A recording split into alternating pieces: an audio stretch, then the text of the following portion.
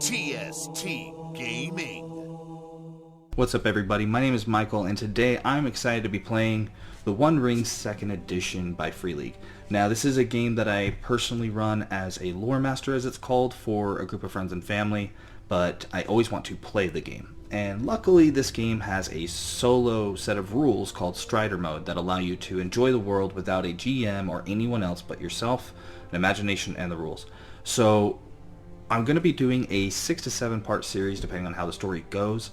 I will be upfront that I did come up with a loose story thread that will hopefully come to a cool conclusion. I don't know, it depends on the dice rolls, that's really what it comes down to. But the story is going to be called Secrets of Angmar, and I'm hoping that this series is both entertaining and educational as far as how some of the system works, as well as how some of the lore goes in the area that maybe you're not familiar with. And I'm not going to go too heavy into it. I'm not going to go into a professor mode, but just give you little tidbits here and there and sprinkle it in. My character is named Baranor, who's a character that I've been wanting to play for a long time. He's a Ranger of the North, and I'm going to zoom in right here for you. You can see on my token that he looks a little familiar, and that's because somebody like a year ago on Facebook was like, hey, I'll turn your face into someone from Lord of the Rings, like something that would come out of Lord of the Rings. And I just threw my name in the hat, and he made me into a ranger. So I decided, why not just use that photo for my token. Now, Baranor was born in Archet, which is a Breeland town. And basically, he was born to Eridan, son of Hallis, who is a ranger of the North as well, and Daisy Sweetroot of Bree. And so, growing up, he learned to be a ranger, spent a lot of time in the wild with his dad, and then grew up also spending some time at home with his mom, and got a lot of love from her, a lot of good food, maybe some quality time just that a loner normally wouldn't have. And they were a pretty happy family until about the age of 17, when he found that his mom was sick, and she got sick so quickly that she ended up passing away before they could even try to do anything. And the dad, Eridan, he mentally broke. He just could not handle it. So he basically abandoned his son and went out into the wild, never to return to Bree again. And Baranor stuck around for the first 2 years or so in Archet, and it grew lonelier and lonelier, and he kept hoping his dad would come back, but he never did. And he eventually decided, it's time for me to make it on my own. At the age of 19, he became a ranger and did that full time and never saw his dad. And he'd hear rumors of him here and there in the wild, but he never found him, and he doesn't even want to. He has a grudge against his dad because of the way that he handled his mother's death. And anytime he visits Bree, which I've chosen to be my safe haven, that can be my base of operations, he always thinks of his mother and how delicious her sweets were. And so that is his backstory. Now, he, fast forward, is now 36 years old. He's been a ranger for quite some time, and he was in the Angle, right here below the Trollshaws, when he was summoned by Gilraine the Fair, who is Aragorn's mother in Lord of the Rings. And she's stationed up in Rivendell and is my patron, who gives me quests. And the quest you can get from a lore table that you roll off of. I keep calling them lore tables. There's different names for the tables, but I just call them all lore tables. But basically you can roll in there or just choose one, and I just chose one, and we'll go into that in a moment. So we're going to go ahead and change the scene up to Rivendell. And here is Free League's beautiful artwork for Rivendell. And I just put her up in the residence because she lives there. And just so you know, Aragorn, he's not in Eriador, really, at this moment. He's spending a lot of time in disguise in Gondor and Rohan during this time period of 2965. And our game's actually going to begin on March 4th, just if you want to keep track of that. I don't know. But that's something I like to do. I'm a nerd that way. So, it's March 4th, 2965 of the Third Age, and he's been summoned by his patron. So, we're going to go ahead and put him there, and he's going to get a quest from her. Now, the way that the quests work in this game is that you get certain tables to choose from, like I was saying before. And the first one, patron quest for Gilraine, daughter of Durhale, I think I'm pronouncing that correctly, is a ranger has gone missing, what has become of them? And I decided to go with that one before I even came up with the story and before my backstory, But he goes to her and says, you know, what can I do for you? And she says, a ranger's gone missing, and I'd like you to go search for him. And he says, who? And she says, it's your father. Which obviously would be a shock to anyone who is trying to avoid a certain person all their life because they hate them. But she says that he's been acting erratically and irregular with his check-ins, reports from other rangers of his odd behavior, and now he's gone missing. And she wants me to search for him because she thinks that I can maybe shock him back into reality, whatever it is, or figure it out. So, begrudgingly, Baranor accepts the quest and asks where he should start. And she tells him Weathertop, because that was the last place that he was seen, and to make as much haste as possible. So, now we get to go to the table. Now we have the story kind of set up. So we're going to go back to the game mode and go to the world. And the way that this game works is you roll a 12-sided die for any action, basically. And then you roll a number of 6-sided dice equal to your level in said thing. And you want to hit a certain target number. So I'll pull up my character. I don't know why it's doing that. That's weird. It's usually like a little bit thinner than that. But so you have a target number, TN, 12 for strength, which is any categories in this row. Heart is 14 for these, and then wits is 13 for these. And then combat, it operates a little bit differently. So the first thing we got to do is do a travel check. And I have a map as a useful item, which allows me to get a bonus dice on my travel checks. And this will tell us how many spaces we get to go. So we're going to go over here. We got a great success, which means we got one extra 6 on the 6-sided dice, which gives us a bonus. So normally with a success, you move 3 spaces. But since we got an extra 6, we get to go 4 in 1. Now we have to choose, or roll, to see what kind of event happens. The same way that Frodo didn't get from the Shire to Rivendell in one go. It was a series of events that happened, especially in the books. It even has even more with like the Barrow Downs and Tom Bombadil and whatnot. So we're going to go ahead and roll and see. We got a 1 and a 2. The lower the number on the feat die, the worse it is typically. Oh, actually, before I got that, I got a little ahead of myself. We get to choose to roll 2 dice to see and keep the better option. The reason for that is because Gilrain is my patron. And with Gilrain, when I go to her character, she has... there's no fellowship bonus for dice, but her advantage is Gilrain's folk. As long as you are within the territory that was once the old realm of Arnor, all journey events are determined as if you were in a border land. And also by choosing the meet patron undertaking during the fellowship phase, which is the downtime in between adventures, I can also receive a rumor from her. But Old Arnor is the northern kingdom of men that was created around the same time as Gondor, but it fell apart due to the people who were running it in some of the areas, as well as, and more importantly, the Witch King, who basically just eventually devastated them. And that's why there's a lot of, like, Weathertop being a, like, ruins and things like that. You see a lot of ruins in the north because of it. But Arnor, you can see right here on my screen, it actually goes up the Grey Flood, and it kind of curves right in front of Rivendell, didn't count, and then it goes to roughly Mount Graham and a little bit north, and then straight down to the Grey Havens where Frodo departed Middle-earth. And everything in between there was Old Arnor.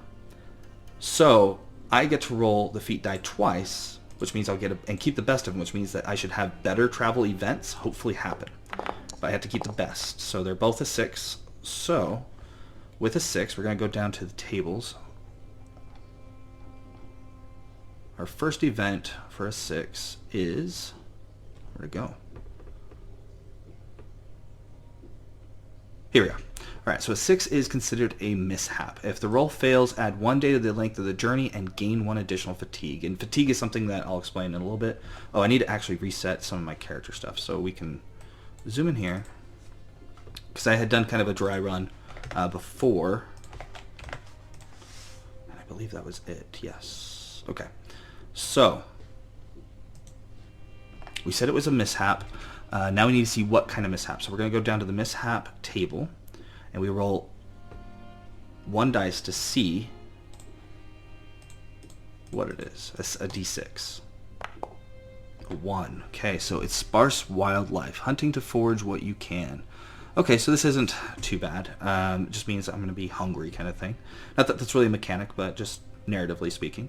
So we're going to gain 2 fatigue points for sure, and maybe a third if it fails. And we're doing hunting to forage. So Baron Nor, we're going to say, has run out of rations. He isn't finding a lot of wildlife. He's set some traps, but nothing has been caught. And so he decides to just forage what fruits, vegetables, berries, anything he can find. And we are going to go ahead and roll. Because it's favored, I get to keep the better of the 2 results. Oops. It was a great success. Now, when you have a 6 on a d6, it adds a bonus of sorts. In this case, I'm going to do what is called something momentum. Let me go up, show it to you, because I want to make sure I'm doing this correctly, and so that way you can also learn. So,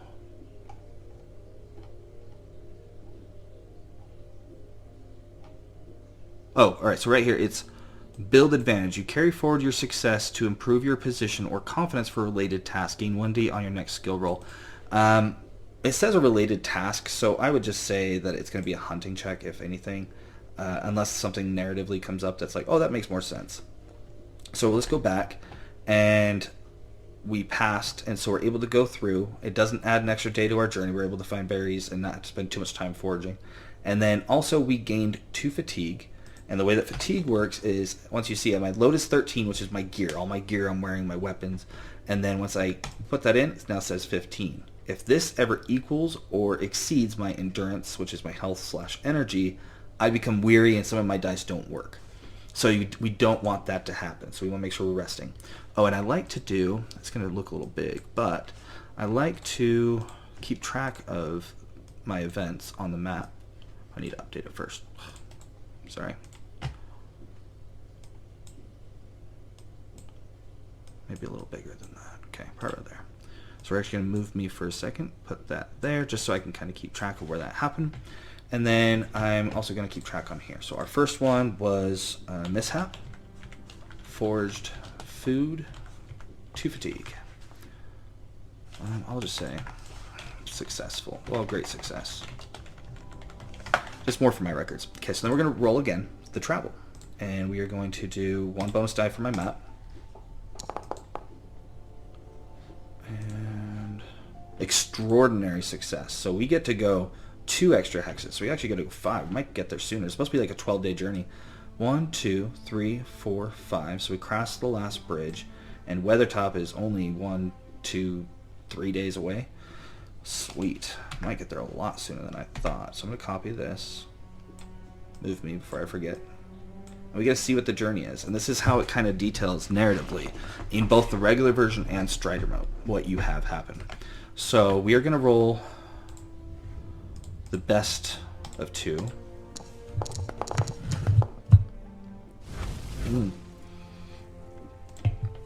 2 Gandalf runes, huh?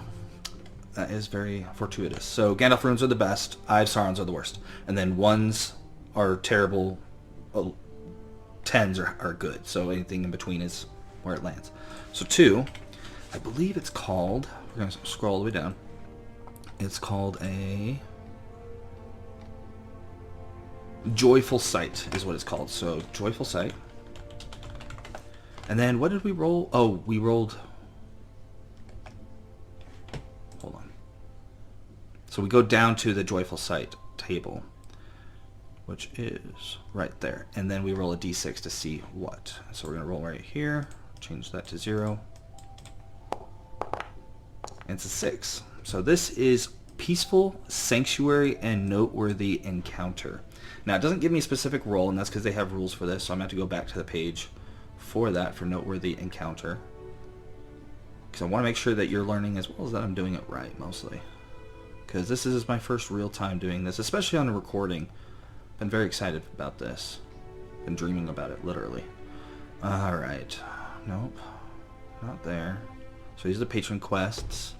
Milestones, the system for ill fortune, risk levels, telling table. It's like yes, no stuff. This is if you need descriptors that help you get inspired. I have Mordor, Revelation episode, adventuring phase, solo journey events. Okay, wait, was it here? Event detail, solo journey events. Okay, Okay, so we're going to go down. Maybe it's at the bottom of this. Noteworthy encounters. So that's where we were. Is that we had a noteworthy encounter. Result on an event detail table indicates an event which should not be resolved with a single skill roll. Instead, give this event additional focus by treating it as an extended encounter or scene. The scene might incorporate skill rolls, a combat, a council, or a skill endeavor as appropriate. You can also choose to translate any of the detailed event results into a noteworthy encounter instead of using a single skills test. In this way, you give a specific challenge or opportunity more focus if it's interesting to you or especially relevant to your player hero or their quest. Overcoming a significant challenge as part of a noteworthy event can provide experience as a player hero milestone. Okay, so resolving events for a noteworthy encounter. For a noteworthy encounter, which is not decided using a single skill roll, you still need to determine the overall outcome when applying the consequences for your journey event. To do so, decide if the event was ultimately favorable for your character. If you managed to overcome a challenge or had an overall positive effect, treat it as a success. If you failed to overcome a challenge or face severe hardship or complications, let's see, noteworthy encounter. Now, what it had said also about the noteworthy encounter for Joyful Sight was that it was a peaceful sanctuary. So let's see where we are. Okay. Sanctuary. Actually, I wonder... Oh, it's not here. Okay. So there's nothing there. This is in the back of the ruins of the Lost Realm. It gives you some extra locations, as you can see. I was wondering if there might be something there. So a sanctuary. Well, there's a lot of ruins of basically guard towers and whatnot throughout all of Angmar. So it wouldn't be uncommon to find it there. What I find it interesting is they want me to do a challenge. Noteworthy encounter, peaceful sanctuary. If it succeeds, regain 1 hope. So now we can be like, what kind of encounter?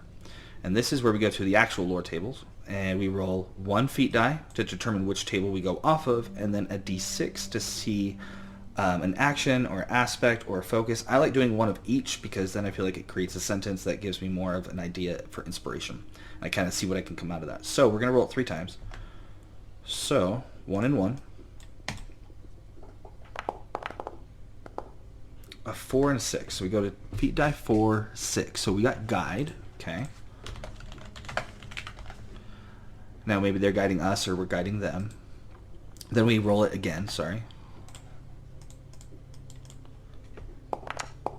Ooh, I have Sauron and a 1. Corrupted. Guide, corrupted. Okay. And we roll it 1 more time. Another Eye of Sauron and a 2 this time. So corrupted. Despair. Guide, corrupted, despair.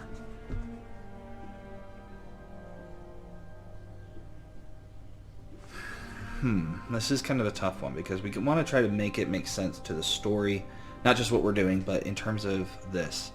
So maybe someone is corrupted and or in despair, and we need to guide them somewhere.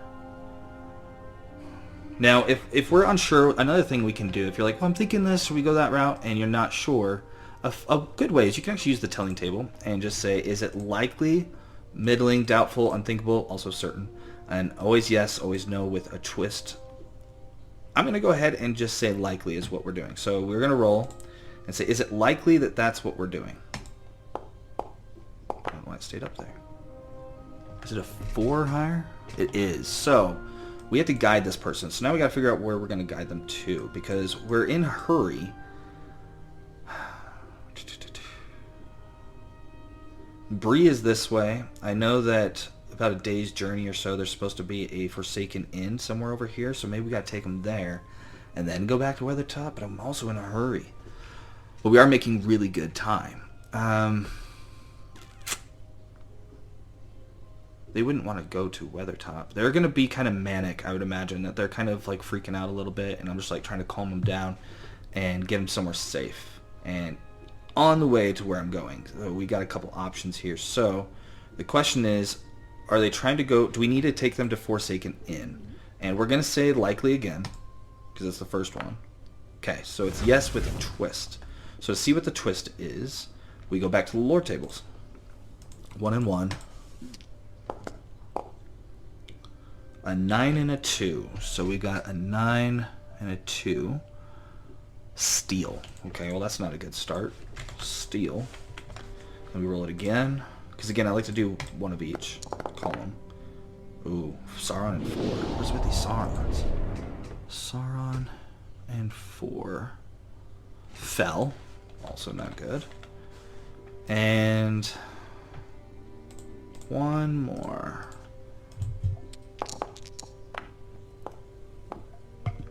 An 8 and a 6. 8 and a 6. Song. Okay. Well, song. And we said we need to take him to Forsaken Inn, which is supposed to be a day's journey east of the things, of Bree. So what I'm going to do is we're going to move this, close that. We're going to put a destination. It's supposed to be a day east. We'll say Bree is roughly here, so we'll go day east. So we got to get him here. We are 1, 2, 3 days away from Weathertop, 4, 5, 6, 7 from there. So it's going to add some time to my journey, which I don't want to do, but here we are. Okay, so then the twist is something about a Steel Fell song. Steel Fell song. Okay, so what we're going to do is we're going to do a 50-50 chance. If it's an 8 or a 6 or higher, excuse me, that means, let me double check for the mid-length. 6 or greater. Are we going to resolve this once we get there? No, so we got to resolve whatever it is now. So Fell song, so let's go back. He's corrupted, he's in despair, something about stealing, and a song, Fell. Actually, let me check something real fast.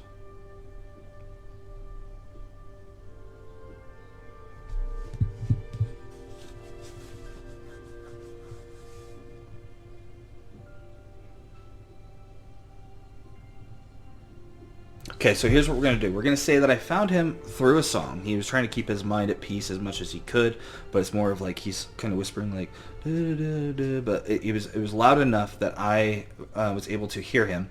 I go over to him, and he's in despair, and he tells me that he tried to steal something, and as he was running away, he fell and got hurt, and that he needs to get back to Forsaken Inn. So we need to decide whether or not maybe we can try to heal him a little bit. Maybe give him like a splint or something like that. So I'm going to go ahead and roll a healing check. And maybe I don't even have to... you know, I'll spend a point of hope. Why not? Maybe we don't even have to follow him or take him there. We can just take care of him, and the rest will... Oh. A success. So we're able to kind of splint him up. Maybe we can find something that is usable as a walking stick, and basically send him on his way. It was successful, and I do want to continue the journey, so that's where he's going to go. We're going to go ahead and conclude that part. Speaking of, let me double check where we're at in time, because I'd like to keep these between 30 and 40 minutes, so we're almost there. Alright, so we're going to go ahead and do a travel check, and as long as we're successful in this one, which I'm going to go ahead and spend another point of hope, then we should be able to get to Weathertop in our final journey. Success with no 6s, but that's fine because we don't need any, because we have arrived at Weathertop.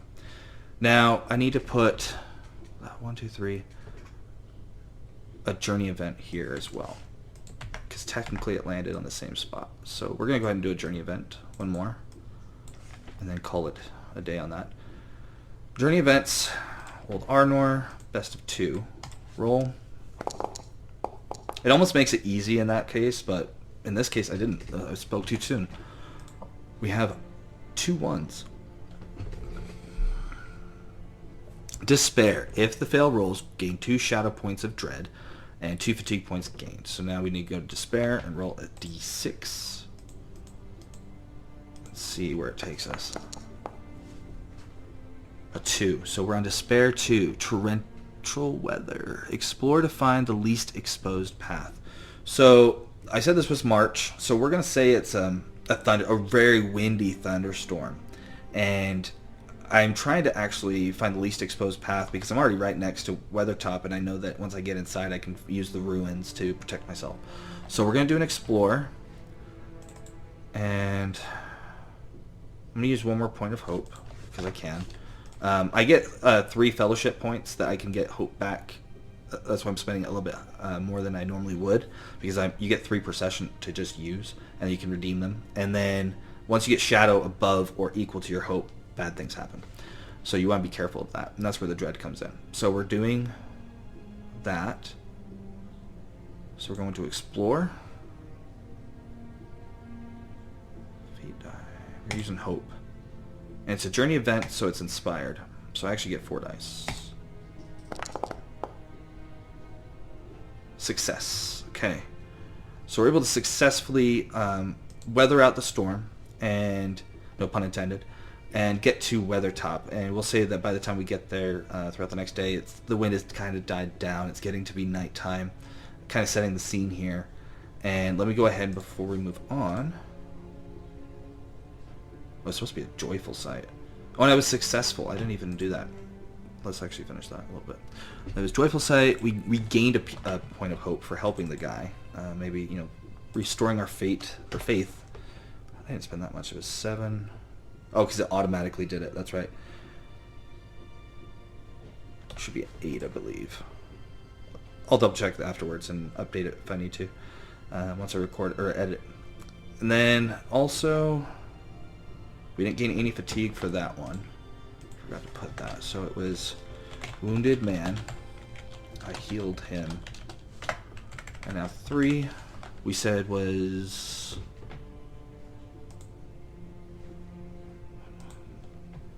despair. Oh, the weather, that's right. So despair. We said it was a windstorm. Found path to Weathertop. And then this is supposed to give us, I believe it's 2 as well, right? 2. And I actually haven't been putting the fatigue points on my person. I'm supposed to. So I should have 4 now. Putting my load at 17, so I can only handle 9 more strain of sorts before it becomes a problem. And keep in mind, if I lose health, that kind of meets in the middle. So we get to Weathertop, and we're looking around, and so we notice that someone is behind us. And when we turn around, it's this ranger named Kyrian. Now, Kyrian is a ranger that Baranor knows has been traveling with my father for some time. He's about my age. The way I was thinking of it is that he's more of a surrogate son that my father kind of just adopted in the wild, like a younger ranger, and it maybe reminded him of me. I don't know. And then they just kind of paired up for a while here and there. And we're talking, and he says that he wants to help look for my father because he cares about him as well. And so we're going to work together to try to figure out clues. And we're not finding any at Weathertop besides maybe a recently used campsite, but aside from that, nothing of note. So I ask if he knows of anything or anywhere that my dad had mentioned recently, and he mentions that in his sleep he mentioned Arliss. And in reference to Fort Arliss, which is a location I'll talk about in a minute, but that when Kyrian asked my father whether or not, like, what was going on with that dream, because he's been acting kind of irrational and he was kind of mumbling it in his sleep, my dad got angry at him and basically just shut him down and just said, no, I'm not talking about it. But he's become more and more obsessed with lore lately as well. So Fort Arliss, is on the map. When we go to the ruins of the Lost Realm, they have a key here, and Fort Arliss is number 11. So it's right here. So our next task is going to be to go to here. And now I've got a companion to help me out with these, at least the journey so far. And I think that's where I'm going to have us end up, because that's our next destination. I'm also going to allow my character to rest there for the night, because I said it was evening. And so, why is it? I got to move myself first before I can even do anything. I'm going to go ahead and give myself back the 3 points of fellowship. I'm going to leave it at 3, so it's reset for next time. And I get my hope back, so I should be at max. My fatigue doesn't go away. Actually, I did reach the end of my journey, so I lied. I do actually do what's called a travel roll. If I have a mount, which like a horse or something, which I don't, you can also reduce it that way. I'm going to go ahead and roll. If I'm successful, I can reduce some of my fatigue. I didn't have any 6s, so oh. I think a failure means I don't get to reduce any of it, right? If so, that's just terrible news altogether. Let me check my little cheat sheet here. Journeys. Journey basics. Marching test, determine. Okay, so it's not that one. Might be under here. Journey's end. Travel fatigue.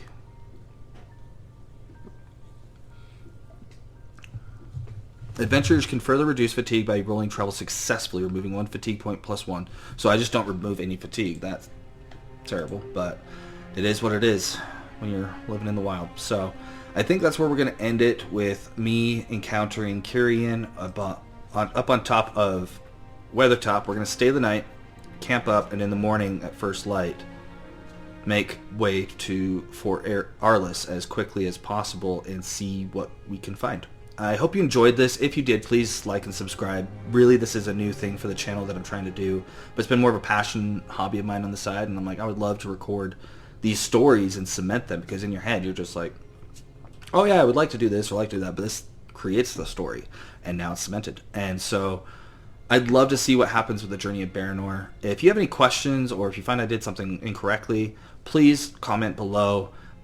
It's a really fun game. I love Middle-earth, and I can't wait to play it again. I'll be doing these about every 2 weeks, so be on the lookout for those. Put on the notifications so you don't miss any of them. And again, about 6 or 7 episodes, hopefully, and it should tell a nice story within the Secrets of Angmar. But until next time, just play.